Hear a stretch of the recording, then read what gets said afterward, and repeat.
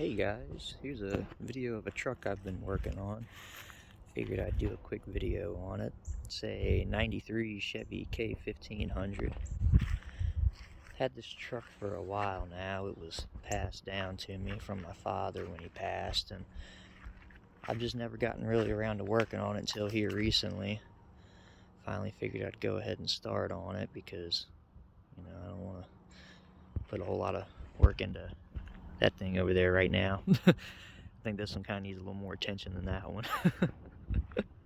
But yeah, I don't really drive the truck very often. Probably every now and then I'll take it around the corner when I fix something on it.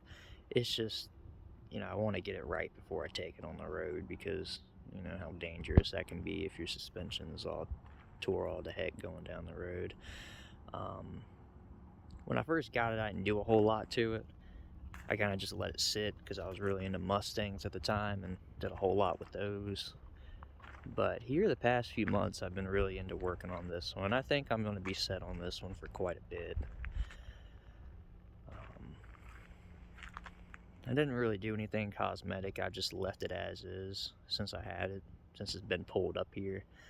The truck had been sitting for about 12 years before I picked it up. It was sitting down in the woods, just rotting away, doing old Chevy stuff. But it's slowly coming together. I didn't do a whole lot when I first got it. Just did, plugs, wires, cap and rotor, just stuff to get it running. I think we put a fuel pump and a tank in it. I was pretty young though, so I had a lot of help with that, thankfully, from my stepdad and my uncle. But yeah. Here the past few months I've been doing a whole lot of suspension work to it. Same with painting the frame, like spots where normally you can't get to. I took the wheels off to get to all that. I still gotta paint way on up there and down in there, but that's not gonna be too hard since this truck had a body lift put on it years ago, and it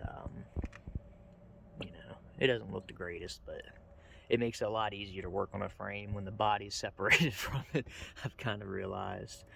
But yeah, I still got to go through it and do a few things. Like I still got to do the lower ball joints, but everything else is all brand new, thankfully. And right now, I'm in the process of putting the rear shocks in. I got that one in, but yeah, those were the old ones. Look at that though. Good night. I mean, I think they're shot. Yeah, they're pretty rough. But this one, went to put that one in, and I got it out the box, and the thing was frozen shut. I mean, you couldn't open it, you couldn't do anything to it. I mean, it just wouldn't move. So I ended up taking that one back. The new one's supposed to be in today, and once I get that thrown on in there, I'm gonna probably drive it up to the shop and get it aligned and everything, and get them to probably do a few other things while they're at it. This truck has quite a bit of rust on it. It's just kind of hard to see in some spots. Other than that one.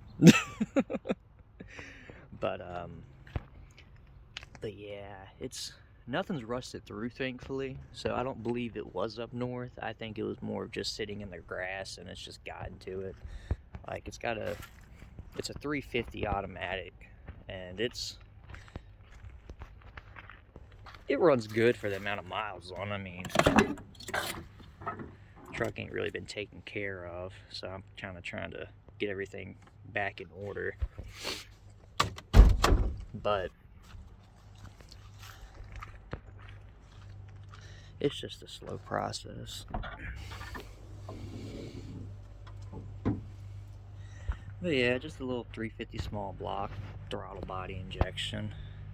I'm probably gonna get that tore out and put a carburetor on it though, because these throttle bodies, they don't flow any air if you want to build any power with these things.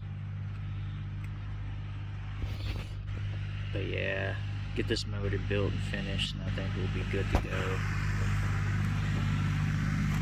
Finally changed the transmission fluid the other day in the filter. See, look, there's another spot right there. Look at that. I mean, that is typical old school Chevy rot. I wouldn't even say this truck is old school. I mean, it's crazy how quick these things will rot away if they sit. I mean, it's pretty wild. But yeah, I think good start would be to get that throttle body off of it and put a carburetor on it, and honestly just rebuild the whole motor. I mean, I think it has 247 on it, and I mean that's pretty dang good for it, you know, going strong like it is. But I wouldn't leave it like that. I mean, you'd rather go ahead and get it rebuilt before you have any issues with it. But oh, and a new master cylinder. I've done quite a bit of work to it. It's just been over such a long time. I can't remember everything that's been done. Especially brake lines. They were a real pain, let me tell you. But yeah, changed the filter in the transmission the other day and put some stop slip in it, and that really helped it, because at first, I mean, you would put it in drive and let off the brake and it wouldn't even move. It would just sit in place. It was pretty bad.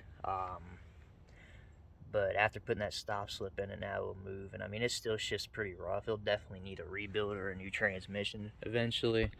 But I think that stop slip is good enough for now until that can happen.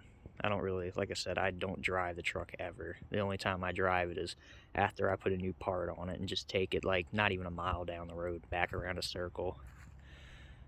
But it needs a bit of body work, but nothing that can't be fixed. I mean, worst comes, you can put a whole new body on it. They're not difficult to do. It just takes time. That's all it is. That, and the exhaust is all rotted through, has all sorts of holes.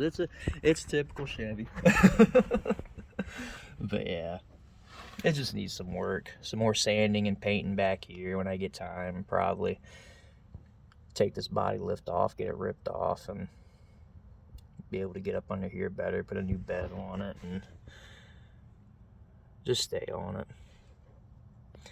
But yeah, here's just a quick overview of the Chevy I've been working on. I know it ain't the most rare vehicle in the world by any means, but it's an enjoyable one.